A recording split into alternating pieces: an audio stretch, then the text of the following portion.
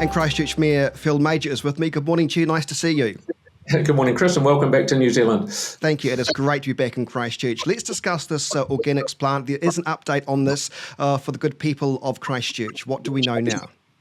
What we've done, we put it out for a request for information, and we had 13 people respond. This has been whittled down to 6. We voted the other day to send those 6 out to do proper pricing, and we will be told a winner, I'm told, either just before Christmas or just after. So that will then they'll go away and start building the thing wherever it is. But obviously it's going to be away from residents, so we're not going to be having the same problems that we've had for many years, I take it. Well, what we've got, there's a couple of things that are going to happen parallel to what this procurement is happening. We're getting another report brought to us on the ramifications of shutting it instantly and solving the problem once and for all for the people down there.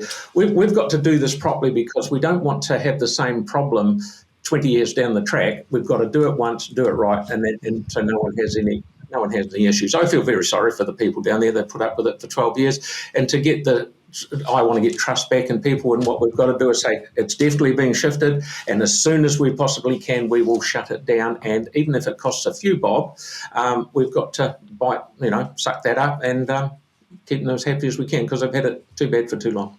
They have. The Greater Christchurch Partnership and its proposal out for consultation right now. You see quite a lot of advertising regarding this. Have you had much feedback on the plan thus far? Absolutely. I had 5,000 responses, and the very heartening thing is there's 700 people under 25 that have shown interest and come in and given us feedback. So it's very pleasing. Yeah, that's good to hear. I'm not sure if you're able to talk specifically or personally what you think of the plan, but it looks great. But then having said that, I look back at 2014 and 2017 from the Labour government. We have been promised mass rapid transport so many times now. How do we keep the faith? Yeah, you did right. Christchurch was the last ones out of the blocks, right, to go out for this spatial plan and massive rapid transport.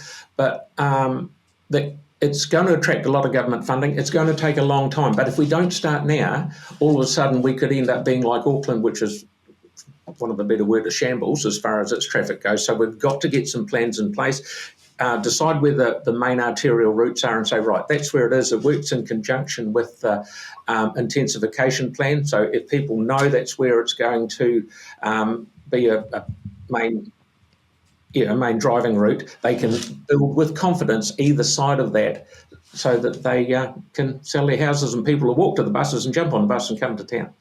Well, speaking of buses, the government announcement for more buses in Christchurch last Friday. Now, will that help the Christchurch City Council save money when it comes to things like the annual plan? Are we looking at that option?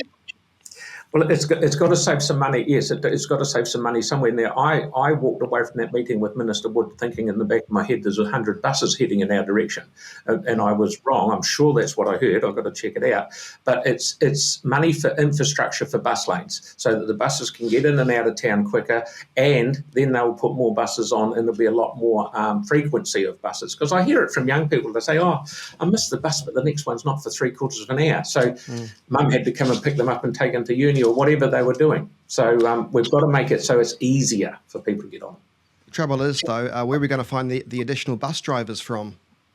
Absolutely. And one thing I'm very heartened with is, because I used to be in a business that had truck drivers and stuff like that, but a bus driver is like an aeroplane pilot. He's got the lives of all those people behind him. He's got a lot of pressure on him. And it's good to see that we are finally paying bus drivers, from what I'm told, $30 an hour, and they're worth every cent of it. So hopefully this will bring more people in to that industry. Big weekend in Christchurch, Phil, with the return of what I'm looking forward to, the Canterbury Potty Fest. That's tomorrow, Saturday. I mean, how proud of you of some of the many cultural and sporting events we're now getting in Christchurch? You know, you've got GP Sail on the weekend. It's fantastic, isn't it? Or Sail GP, rather. Yeah, no, you're right. See, we had electric, what was it called? Electric. I know what you mean. The one for the kids where they do the duff stuff. That's all right. 30,000 people there at Electric Avenue. How's that? That's no. I'm hearing you. Yes, I couldn't think of anything worse. But yes, I'm hearing you. See, that's a good turnout, isn't it?